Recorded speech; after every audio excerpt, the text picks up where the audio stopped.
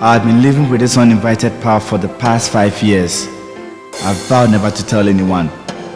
On hindsight, it was the best decision, but it's too late now. I'm living with HIV, I said. With one voice, they laughed. How can such a handsome, well-built guy be one of them? The certificate made all the difference. Judges, the jury, prosecutors, they all became. My job is almost on the line. A byword and reproach have become to my family. For friends, the least talked about, the better. What has changed, I asked, as I sit in the cell of my isolation. Is life worth living? I wonder. And all I did wrong was to disclose my status. Studies have clearly shown that there are 3 major epidemics that we are fighting. The first one is the HIV, which comes into the society unnoticed and silently. The second epidemic is the AIDS stage, where people get all the symptoms and they get sick and they cannot do anything at all. The third is the level of stigma and discrimination in the country. We have done a lot of work in trying to address the pandemic in society, but stigma and discrimination is still very high, and therefore it was necessary for us to find a way of addressing it. And that is why we decided this time around that we should do the stigma reduction campaign using the theme, "Who are you to judge?" to draw attention of people to the fact that all of us are vulnerable and each and every one can even get the virus. So there is no need for us to point fingers at people who have the HIV and AIDS. We all should receive them and treat them just like any one of us. And this is what has informed our current stigma reduction campaign.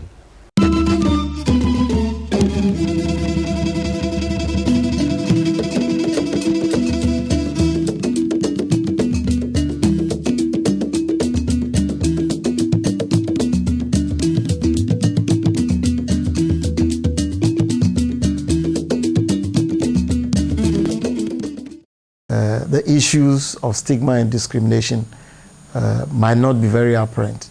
They are very sensitive matters when you come to communicating on HIV and discrimination. So there was a need to hold a forum. It wasn't more of teaching, it was more of idea sharing. And so we would impart what we know about stigma and discrimination and how that is impacting our national response. And then they would translate what we have said into an art form that will be appreciated by all in the response. That basically was the idea, to bring them together for a short period, maximum 2 days, take them through the issues of stigma and discrimination, and let them use their ingenuity to transform the messages that we want to come out clearly into art forms and present these art forms to the general public. All of you are artists, so at the end of these 2 days when you start your artwork, how are you going to conceptualize non-stigmatizing behavior so that the ordinary man on the street, when he or she sees your artworks, can understand that this is relating to a non-stigmatizing behavior related to HIV/AIDS? Stigma is high in Ghana against HIV/AIDS, and it's affecting a lot of things. Jacob has been calling stigma, stigma, stigma. What is stigma? We want to reduce stigma, so if you don't understand what stigma is, then half of the work will not be done. I want each individual of you to write your understanding of what stigma is. One person is saying that isolation, rejection, wrong perception, neglect, maltreatment, all the ways. We have exhausted what stigma is, from isolation to discrimination. So to summarize, we will state UNA's definition of stigma, which is a process of devaluation of people either living with or associated with HIV and AIDS.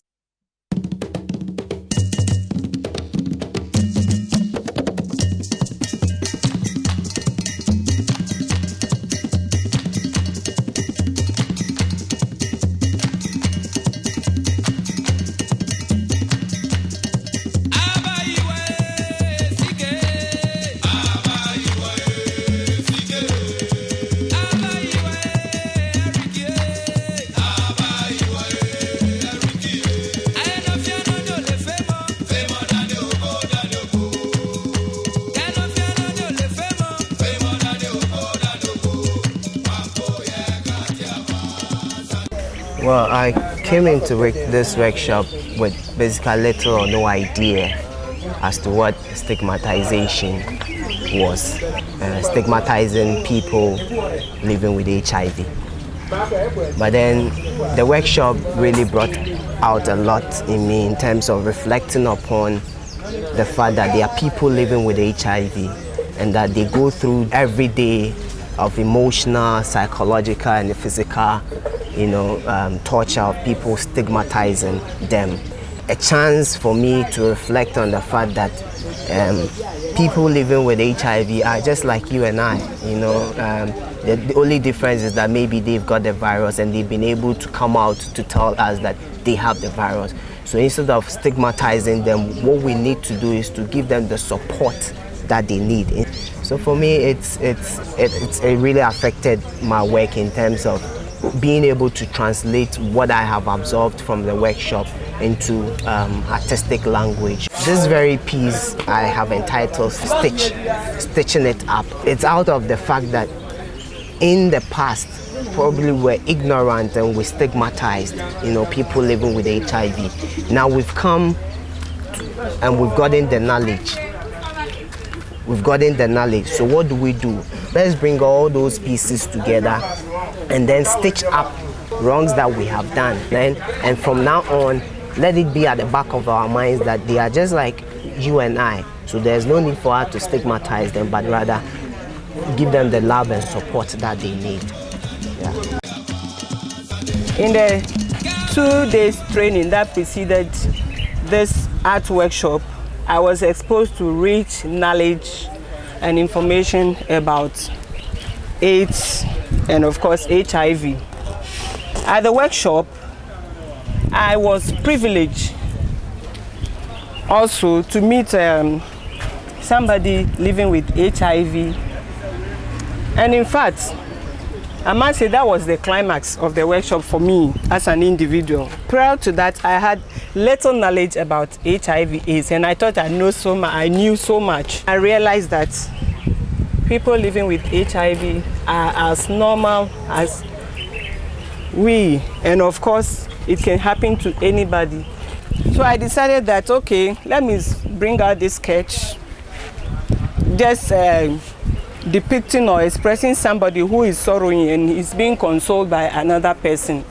Here is somebody who has just assuming that the person has heard the news and he's down. So he's being consoled by another person who is well. On this board, here is another person again, an able person. This one is down with the disease, and this man is just lifting him. And of course, I have so many, you can see so many blacks at the background. That is to show what my mind was before the time. And I called my board kindness.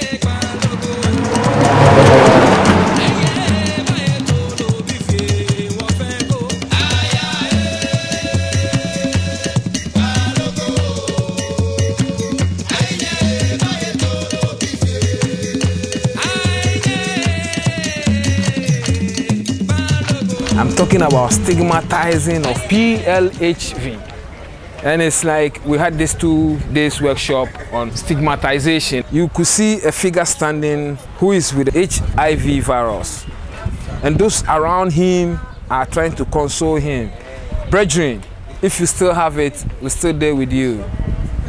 That's what you see.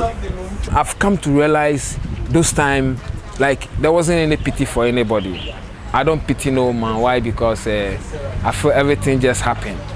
But after the small workshop of thought, I became to know, no, Charlie, after all, we need to reason before we act.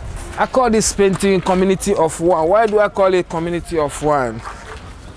We see a Kuaba interlocking themselves, which shows human beings trying to get together just to put away stigmatize. Like you see here, you can't point to me who is an HIV. Yes, they are all in a laughable mood.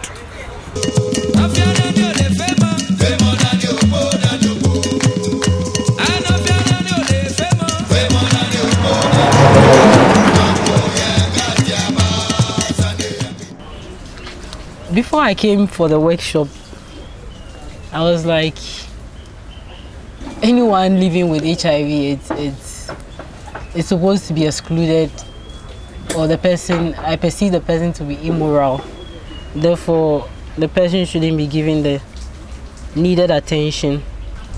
But through the workshop I had with JICA, I realized that there's a lot of things that go